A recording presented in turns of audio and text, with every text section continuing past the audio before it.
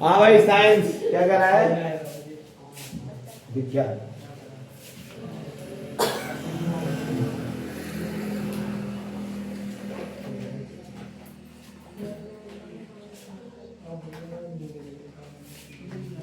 विज्ञान है, पार्ट अपना 9 चल रहा है भाई,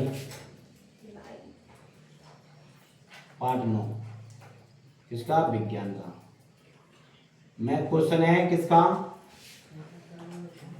अवतल दर्पण, दर्पण, उत्तल दर्पण और भैया गोली दर्पण।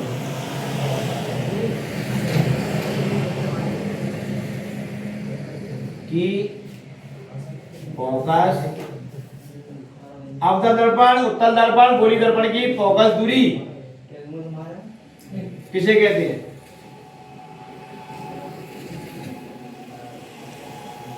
ठीक है भाई, ध्यान से सुनना।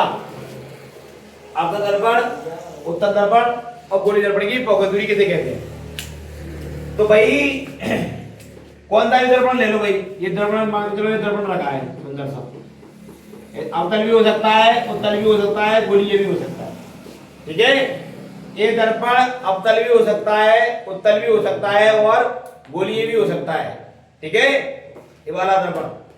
तो जब इस पर भाई सूर्य की प्रकाश की किरण पड़ी ऐसे दर्पण पर, और भैया परावर्तित होकर ये जिस बिंदु को प्रतिच्छेद करेगी तो वो उसकी फोकस दूरी कहलाएगी। मान के चलो उसने बोला कि अवतल दर्पण की फोकस दूरी किसे कहते हैं?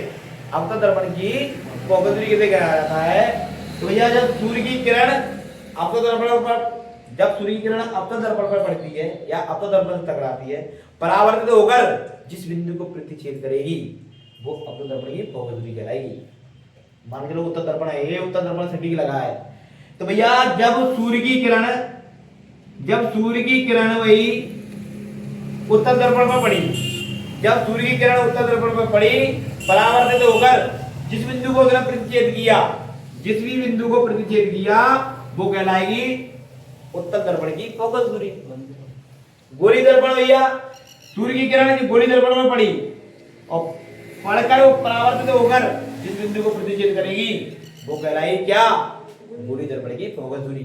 समझ में आई? फोकस दूरी अवतल आया है, उत्तल आया है, गोली आ जाए, किसी की भी फोकस दूरी आ जाए, ये डायग्राम में याद रहेगा तो ये बन जाएगी क्वेश्चन। डन हो गए? अब आता है भैया क्या? वक्रता केंद्र। अवतल दर्पण का वक्रता केंद्र, अवतल दर्पण का, गोलीय दर्पण का और भाई उत्तल दर्पण का वक्रता केंद्र। वक्रता केंद्र किसे कहते हैं? तो सुनना ध्यान से। अवतल दर्पण, गोली दर्पण का वक्रता केंद्र। ठीक है भाई, जैसे कि मान के चलो गोली दर्पण लिया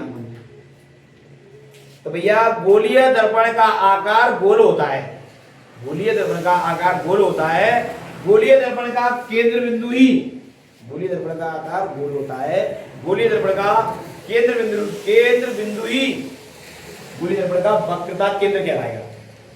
गोलीय दर्पण का आकार गोल होता है, गोलीय दर्पण का केंद्र बिंदु ही, गोलीय दर्पण का केंद्र बिंदु ही उसका वक्रता केंद्र कहलाएगा। जैसे मान के आया उत्तल दर्पण का केंद्र बिंदु किसे कहते हैं? तो भैया उत्तल दर्पण का क्षेत्र धसा हुआ होता है, तो उत्तल दर्पण का केंद्र बिंदु ही उत्तल दर्पण का वक्रता केंद्र कहलाएगा।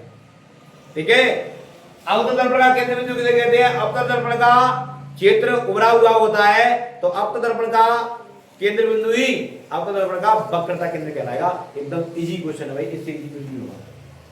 करोगे? फिर आता है आपका भाई तीसरा क्वेश्चन, अवतल दर्पण मोस्ट इंपोर्टेंट भाई, very good, very most important, ये नहीं बदलेगा। अगर ये बदला तो रिकॉर्ड करना ब्याज में मिलेगा, syllabus anti sorry CBSE pattern का नहीं आया तो अभी बोल रहा हूं, नोट कर लेना भाई। वेरी मोस्ट, अवतल दर्पण एंड उत्तल दर्पण, उत्तल दर्पण के उपयोग लिखो भाई, आपको याद करना है, कोई शॉर्टकट नहीं है इसका। ठीक है भाई, कल सबसे सुनूंगा ये क्वेश्चन तो कोई दिक्कत नहीं है, समझाए ये क्वेश्चन। ठीक है, मोहिता रोहिता सोहिता सब